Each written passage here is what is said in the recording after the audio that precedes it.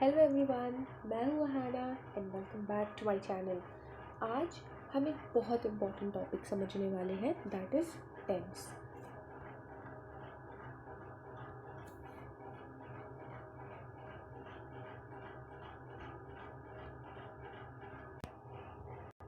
Tense हमारे लिए school days में बहुत इम्पॉर्टेंट होता है, कॉलेज में हमारे लिए बहुत इम्पॉर्टेंट होता है, और स्पेशली जब हम किसी कॉम्पिटिटिव एग्ज़ाम की तैयारी करते हैं then tense plays a very important role.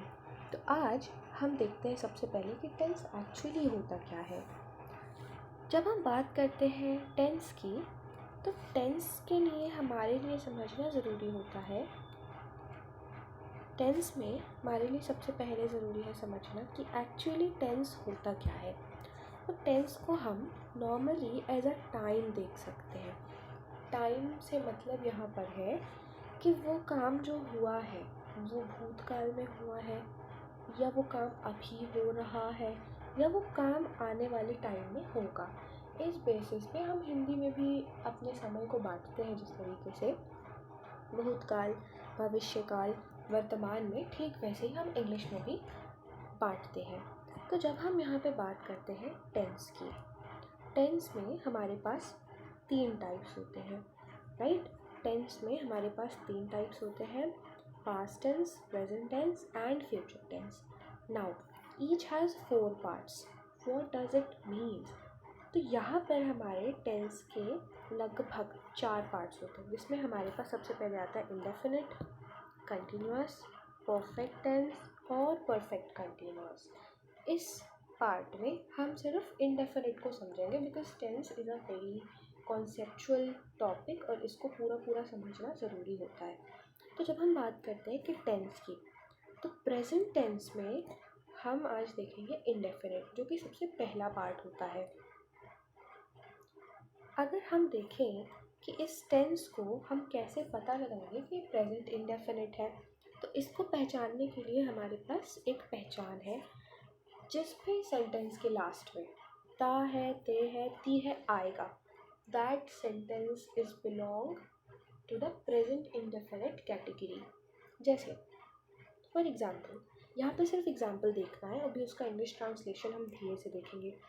अगर हम यहाँ पे बात करते हैं कि सोहन आम खाता है, खाता है लिखा हुआ है, इट मीन्स इसके लास्ट में ता है आ रहा है, राइट। तो ये कुछ इसी तरीके से काम करता है। अब नेक्स्ट अगर हम देखेंगे कि मैं विद्यालय जाता हूँ, यानी मैं स्कूल जाता हूँ, तो हियर ऑल्सो कम्स कि ता है, राइट। हमारे पास बार बार वही आ रहा है। अब हमारे पास इसको हम कैसे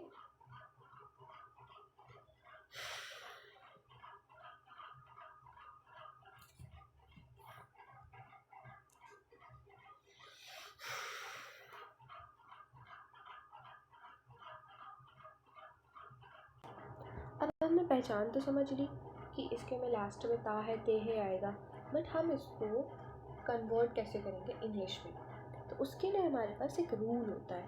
ये रूल क्या है, इसको देखते हैं। रूल है सब्जेक्ट वर्ब का फर्स्ट फॉर्म प्लस एस या ई एस प्लस ऑब्जेक्ट।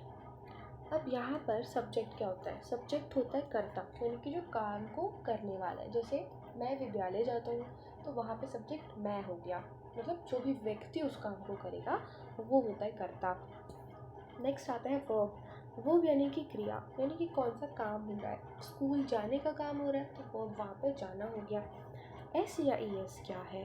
अब एस या ई एस को समझने के लिए ज़रूरी है कि हम इस बात को समझें कि एस या ई एस एक्चुअली क्या होता है। तो एस या ई एस को हम वर्ब के साथ लगाते हैं। अब ये डिपेंड करता है, हम इसको आगे देखेंगे, बट पहले अभी हम ये समझ लेंगे कि रूल क्या होता है। रूल को you have to learn it, because जब तक आपको रूल याद नहीं होगा you can't convert the sentences. तो सब्जेक्ट वर्ब का फर्स्ट फॉर्म एस या ई एस प्लस ऑब्जेक्ट, इसको लर्न करना है।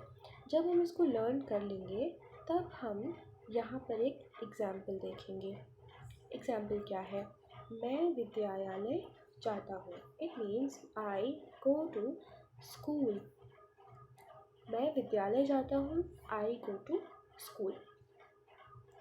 मैं का यहाँ पर हो गया आई, विद्यालय, स्कूल, जाता हूँ, गो टू स्कूल।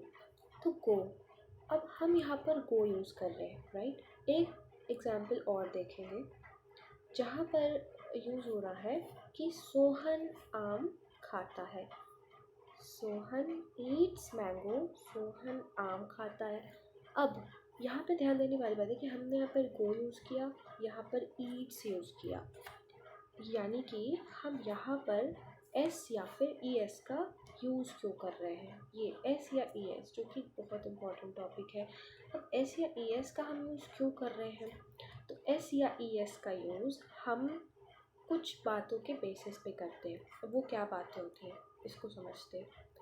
तो यहाँ पे हम देख सकते हैं कि हमारे पास लिखा हुआ है I we you they, he she it और किसी का नेम। तो आई वी यू दे ये सब्जेक्ट है। जब हम आई वी यू और दे यूज़ करते हैं तब हम वहाँ पर एस या ई एस का यूज़ नहीं करते। ये बहुत इंपॉर्टेंट टॉपिक होता है, इट इज़ वेरी इंपॉर्टेंट। जब तक हमको ये बातें क्लियर नहीं होंगी तब तक गलती करने के चांसेस होते हैं। तो आई वी यू और दे के साथ एस या एस यूज़ नहीं करना है। ही शी इट और किसी का नेम, जैसे हमने ऊपर देखा ना सोहन, तो सोहन एक नाम है, वहाँ पर हमको एस या ई एस यूज़ करना है। ये बातें अगर आप इजीली याद कर लेते हो तो आप बहुत इजीली समझ सकते हो, बहुत इजीली सॉल्व कर सकते हो। अब नाउ इट्स ऑन यू कि आप कुछ हिंदी के सेंटेंसेस अपने अकॉर्डिंग बना लो, अपने अकॉर्डिंग कुछ भी अपने आप को लेकर बना लो और उन सेंटेंसेस को कोशिश करो कन्वर्ट करने की। होप सो कि आपको ये वीडियो समझ में आया होगा, टेंस का प्रेजेंट इंडेफिनिट समझ में आया होगा। इसके आगे के पार्ट्स जो है वो हम नेक्स्ट वीडियो में कवर करेंगे। और अगर आपको मेरा वीडियो पसंद आया है तो please like, share and subscribe my channel. Goodbye my friends.